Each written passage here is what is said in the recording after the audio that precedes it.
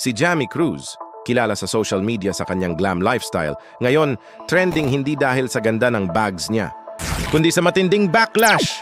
Pero bakit nga ba binabash ng netizen? Bago ang lahat, huwag kalimutang mag-subscribe para updated ka sa mga maiinit na chismis.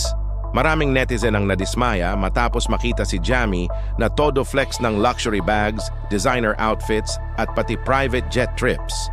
Sabi ng iba, sobrang tone deaf daw dahil sa dami ng taong naghihirap ngayon. Pero mas lalong kumulo ang usapan nang lumabas ang issue tungkol sa pamilya niya. Ang parents daw ni Jamie, kabilang umano sa mga flood control contractors na nasasangkot sa mga alegasyon ng corruption. Kaya para sa marami, ang mga pinapakitang luho ni Jamie ay galing umano sa pera ng taumbayan. May mga nagsasabing hindi kasalanan ni Jamie kung mayaman ang pamilya niya. Pero para sa iba, ang mga pa-flex niya online ay insulto sa mga taong biktima ng baha at hirap sa buhay. Ikaw, anong tingin mo? Simpleng hate lang ba ito kay Jamie? O simbolo siya ng mas malalim na problema sa bansa? I-comment mo na sa baba!